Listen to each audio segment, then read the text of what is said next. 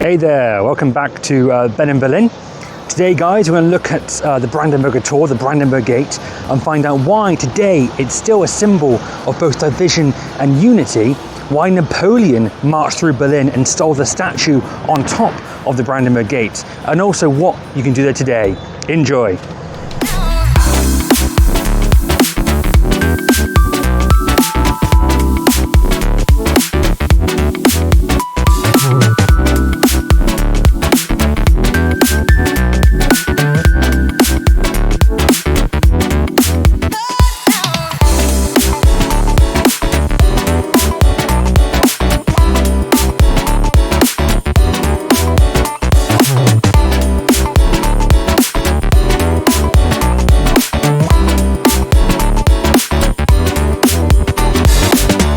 Right now we're at the back of a very windy Reichstag building. This is where we left off in the last video.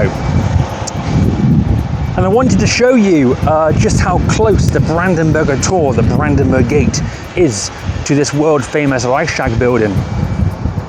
It's about a 3-minute walk in total. So you just go from the Reichstag building here, go towards the Tiergarten, which is the huge park, originally the Royal Hunting Ground. Tier is animal in German. Under Friedrich the Great, he was no fan of hunting. He had the fences torn down all over the Tiergarten and turned into a park for all to enjoy. It's incredible to think the way you can see all those green trees on the corner of the Tiergarten that was once all chopped down and used as vital supplies during the Second World War. It wasn't until the 1960s that they replanted the trees. Supposedly they flew them over, which is just incredible from Russia. But guys, at the corner of the Reichstag now, and there behind my big head is the Brandenburger Tor.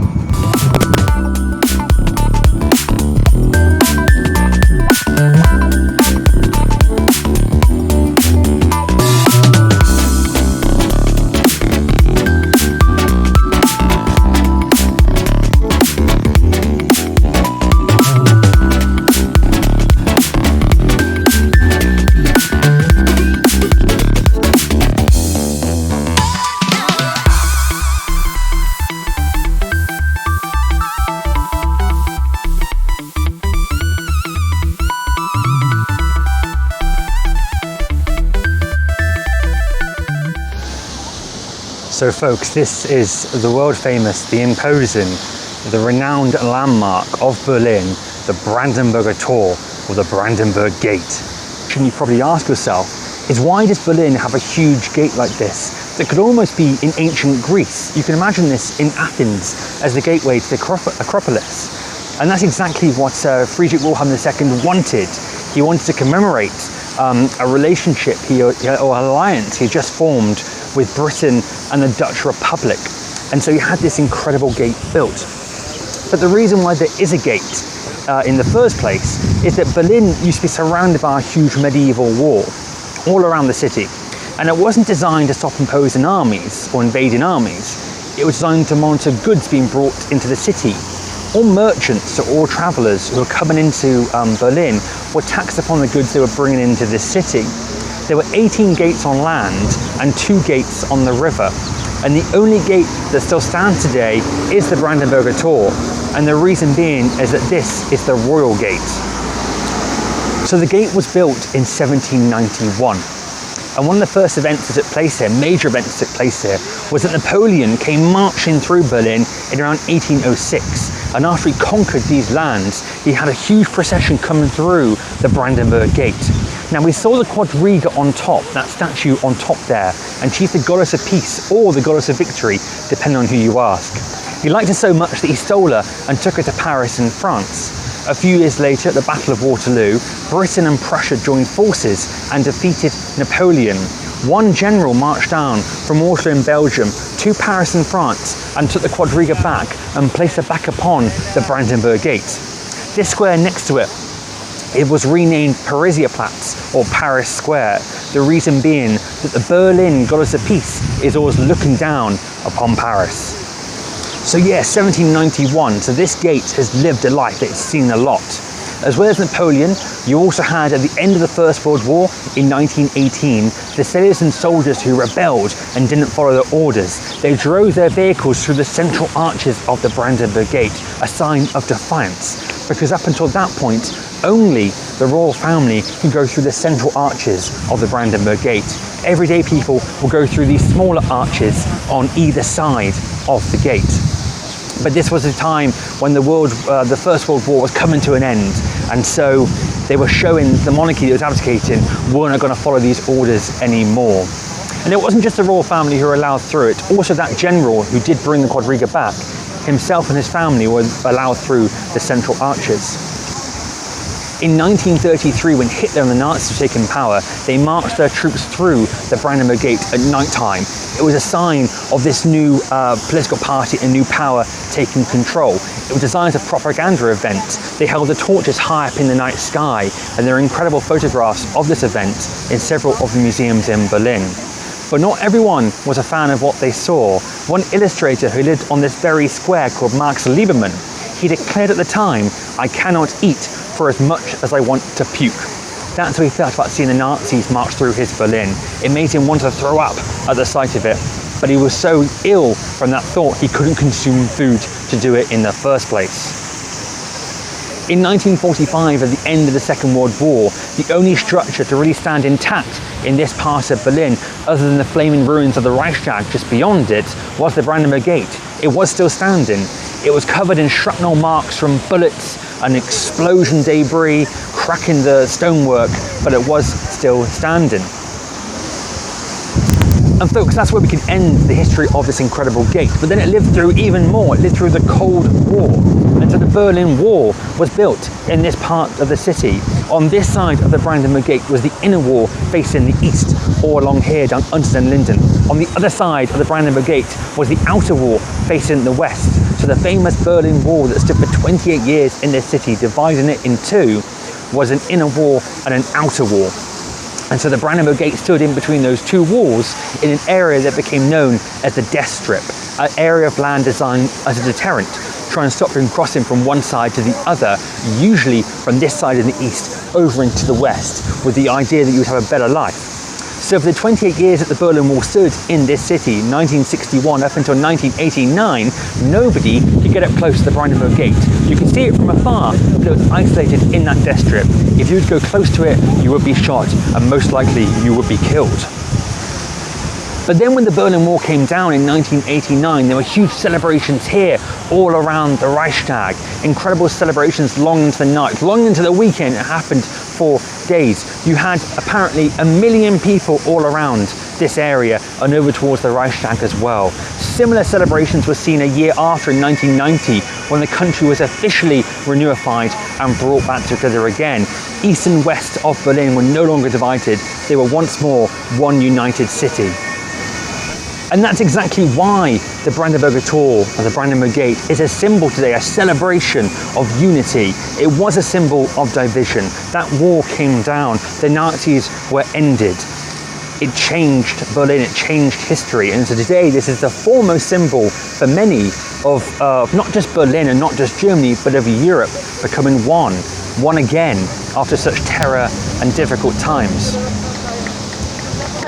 The Brandenburg Gate today is a symbol of peace and tranquility. All around us now, we have tourists here enjoying this incredible landmark, known all over the world. This is probably the quietest I've ever seen it in the summer in Berlin, but for obvious reasons, there are just domestic tourists here at the moment.